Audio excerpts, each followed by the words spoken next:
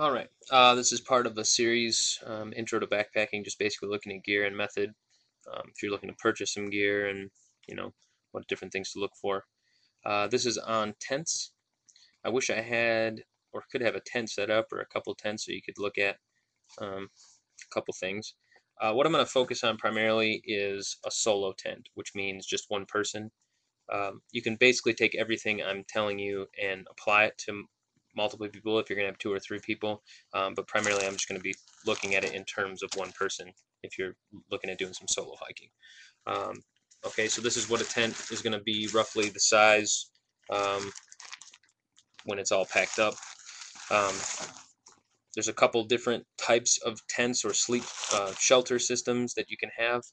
You can have a freestanding tent, which is what I have, which means that once you put the poles in and the actual tent around it, it's going to stand up by itself. You can pick it up and move it somewhere. It should be fairly light.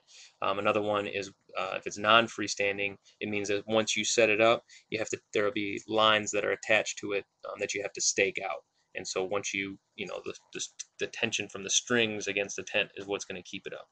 The other option is like a tarp or a tarp tent, which can be anything from um, it can be freestanding. Some of them are, but a lot of them use the trekking poles that you might carry, um, like such. Which I would have recommended this in the other videos. These are wonderful. These only cost $40. Lucky Voyagers from Campmore and made of aluminum. They are knee savers, man. But anyways, you use them, you turn them upside down, and you use the tips um, to hold up the tents in the front usually, and then they have guy lines out in the back and on the sides to keep it up. Or if you're really die hard, a lot of people, not a lot of people, some people tie rope or string around a tree, and then they go to another tree, and then they put a tarp over it, and then stake that tarp into the ground, and then just sleep on the bottom, sleep inside the tarp. And then in these tents or these tarp systems, the other thing that you look for is a footprint, which is something like a sheet of plastic or something like it that goes underneath the tent that keeps the tent from being worn through. Because if the footprint goes, you just get a new footprint. If the tent goes, it's a little more costly. Um, uh, a, an alternative to actually purchasing, a lot of companies sell footprints that match their tent style, the bottom, the shape of it.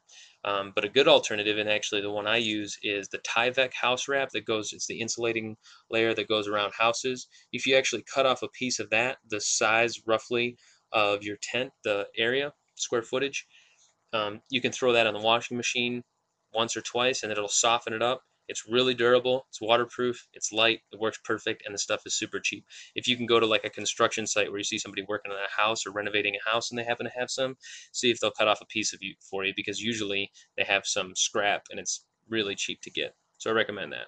Okay, so what to look for in a tent. A couple things.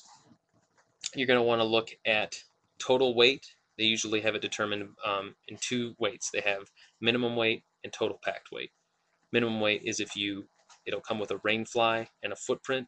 Technically, you can set up a tarp like that, okay, with a rain fly and a footprint.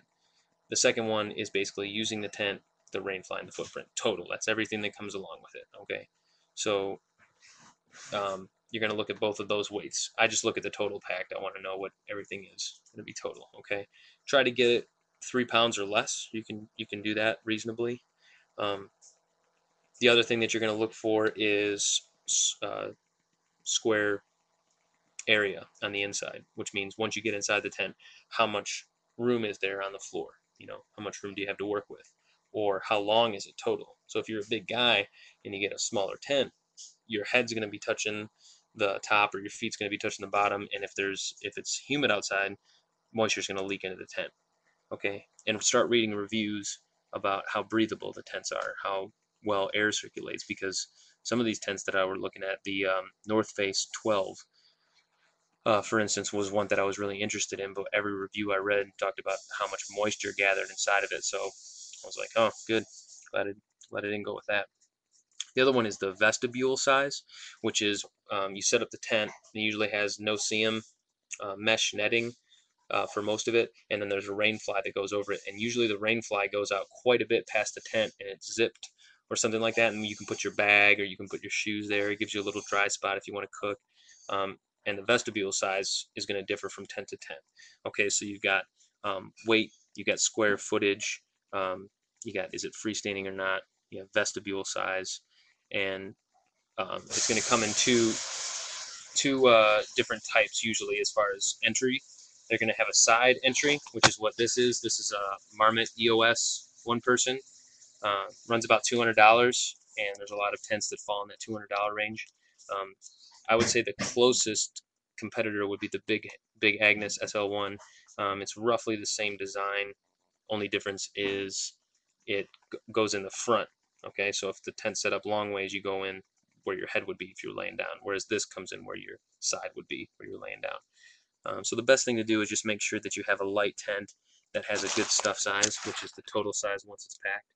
Okay, so it's gonna they'll give you the specifications of the stuff size in terms of length, all right, by width or height. Okay, so you want to know what it's going to fit in your pack. Is it going to be small enough to fit in the main compartment? You're going to have to strap it on the outside. You know, how light is it total? Obviously, money's a factor, but those are some major things that you're going to want to look at a tent. And like anything, just check out a lot of user reviews. Most of the major sites that sell the stuff, you know, REI, Campmore, Moose Jaw, the major ones are going to have a lot of user reviews available for you. So if you want to break it down in terms of, you know, I usually look at three major things, you know, weight, stuff size, and total size or whatever, square footage, um, or whatever the relevant specifications are for the gear that you're looking at. They usually have a compare button, so as you're looking through the thumbnails of the gear, you can hit a compare button and pick like 3 or 4, and then once you hit compare, it'll bring up all the specifications lined up. So they make it really, really easy. So that's what's to look for in a tent. If you have any questions, comments, responses, or anything, feel free to email me or send a response video.